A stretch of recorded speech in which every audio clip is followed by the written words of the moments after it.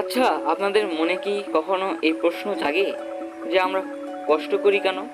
কেনই বা এত পরিশ্রম করি? আর কেনই বা এত জীবনের সাথে লড়াই করি? এর কারণ কি শুধু অর্থ উপার্জন করাই, নাকি আরো অন্য কারণ আছে? থাকলেও সেগুলো কি হতে পারে? চলুন জেনে নেওয়া যাক তা আজকের ভিডিওতে। আসসালামু আলাইকুম, আমি তানভীর। আপনাদের স্বাগতম রঙিন চাপা স্টুডিওর একটি নতুন ভিডিওতে। পরিশ্রম মানুষকে সফলতা দেয়।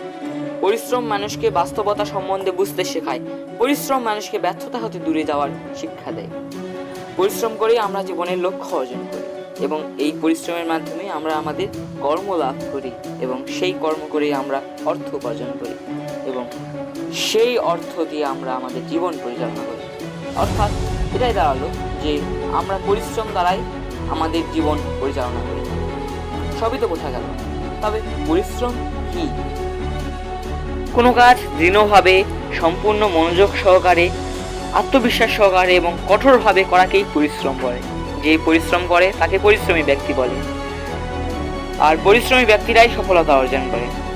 এখন কিছু ব্যতিক্রম বাদে পরিশ্রম তো সকলেই করে, তবে আজও কেন পৃথিবী উচ্চবিত্ত নিম্নবিত্ত নামে দুইটি শ্রেণী রয়েছে? সকলেই এক সমান হলো না কেন? তার কারণ হলো কেউ অধিক পরিশ্রম করে, আবার কেউ অল্প পরিশ্রম করে। কিন্তু কথা হলো উচ্চবিত্তরাই তো পরিশ্রম অল্প করে এবং নিম্নবিত্তরাই তো অধিক পরিশ্রম করে। তবে উচ্চবিত্তরা কেন এগিয়ে? তার উত্তর হলো সময়। কিভাবে? ব্যতিক্রম বাদে যারা শৈশব হতে যৌবন পর্যন্ত কঠোর পরিশ্রম করেছে তারা আজ উচ্চবিত্ত, এবং যারা তা করেনি তারা আজ নিম্নবিত্ত। কিন্তু যারা আজ নিম্নবিত্ত তারা কি ঠিকই যৌবন কাল থেকে বার্ধক্য পর্যন্ত পরিশ্রম করে, তাই তাদের পরিশ্রম পূর্বের তুলনায় আর এত কার্যকর হয় না। কেননা জীবন করার মূল সময় হলো শৈশব হতে যৌবনকাল পর্যন্ত। সাধারণত নিম্নবিত্তরাই অধিক মানবিকতা ও মূল্যবোধ সম্পূর্ণ মানুষ হয়। তারাই অধিক মানবিকতার অধিকারী হন। তাদের খাবারের যোগান দিতে বা জীবন পরিচালনা করতে যে অর্থ লাগে তার জন্য পরিশ্রম করতেই তাদের জীবন পেরিয়ে যায়। বলা যায় গরিবদের পরিশ্রম শুধু অর্থ উপার্জনের জন্য।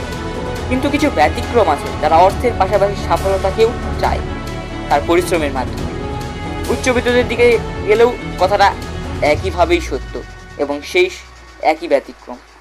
উদাহরণস্বরূপ বলা যায় যে যদি আপনাকে কেউ বলে আমার জন্য 10 ঘন্টার একটি কাজ করুন, বিনিময়ে আমি আপনাকে কিচ্ছু দিব না, তবে কি কেউ করবে সেই কাজ? কিন্তু যদি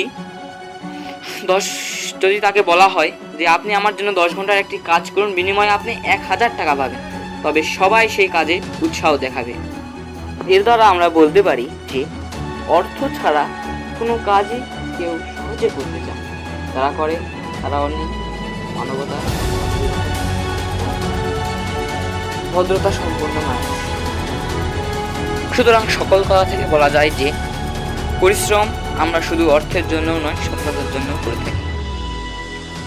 ভিডিওটা কেমন লাগলো কমেন্টে জানাবেন, এবং ভিডিও যদি ভালো লাগে থাকে আমাদের লাইক করবেন, এবং নতুন নতুন ভিডিও পাওয়ার জন্য আমাদের ইউটিউবে সাবস্ক্রাইব করবেন এবং ফেসবুকে ফলো দিয়ে পাশে থাকবেন।